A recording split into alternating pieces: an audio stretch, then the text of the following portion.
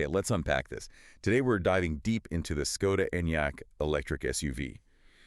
We've looked at a comprehensive CarWow review and an article about it being an electric SUV sequel. And they really paint a picture of a fantastic all-rounder.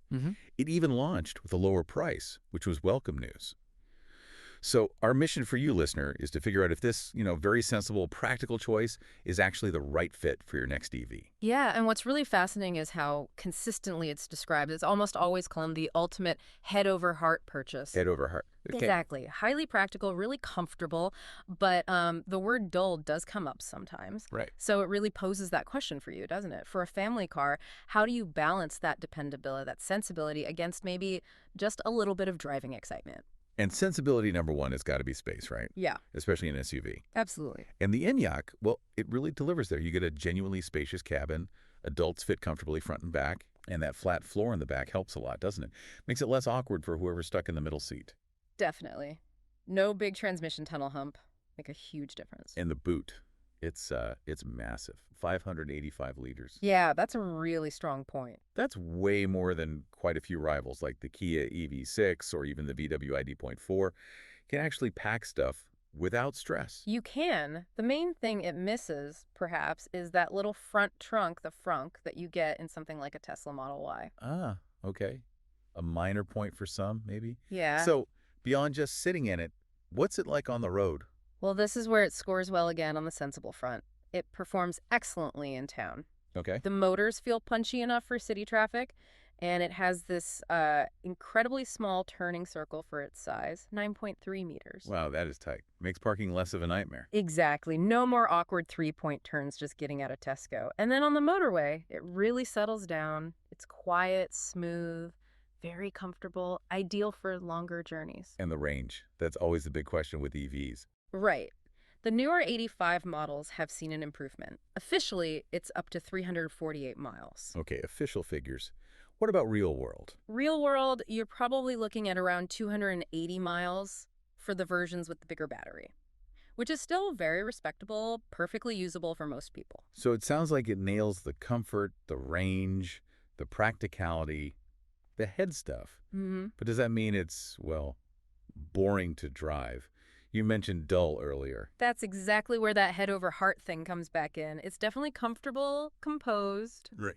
But no, it's not the most fun thing to, point down a twisty B road. Right. The steering is quite light, grip is adequate but not sporty. It's more about getting you there relaxed than thrilling you on the way. Confident, yes. Exciting, maybe not so much. I see. So not a driver's car in the sporty sense. Yeah. But stepping inside, Skoda didn't seem to want the interior to be dull, did they? No, they definitely put some effort in there. The design is quite unique. You've got that interesting dashboard shape and the big 13-inch touchscreen right in the center. Yeah, that screen is pretty prominent, but I've heard mixed things about the tech side. That's probably the main drawback people mention. The material quality is generally great throughout, feels solid. Okay. But that main infotainment system, reports say it can be laggy, slow to respond sometimes. And they've put the air conditioning controls into the screen too, which, can be a bit fiddly when you just want to quickly change the fan speed or temperature. Yeah, physical buttons are often easier for that while you're driving. That's a bit of a shame in such a practical car. Does it feel like good value overall, considering that quirk? That's a really important question. Value-wise, it stacks up pretty well. New prices, after average savings on CarWow, start around £34,500. Used ones are appearing from, under £13,000 now. Okay, that's quite accessible. Yeah, and you get the EV tax benefits too. So against competitors, it's positioned quite competitively.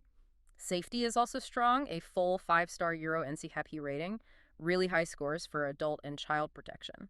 That's crucial for a family car. Absolutely. And you get standard safety kit like front assist, which helps prevent collisions. Reliability is generally good, typical for an EV with fewer moving parts. But Let me guess, the infotainment. exactly. That glitchy system is the most common grumble you hear. The positive side is the battery warranty, 8 years or 100,000 miles. That's decent peace of mind, isn't it? Yeah. Especially for the most expensive part of the car. Does that warranty kind of outweigh the screen frustration for most buyers, do you think? For many, I suspect it does. It adds that layer of long-term confidence. It really reinforces what the Enyaq is about, being a reliable, spacious, comfortable workhorse. Okay. So wrapping this up then, what does this all mean for you, our listener?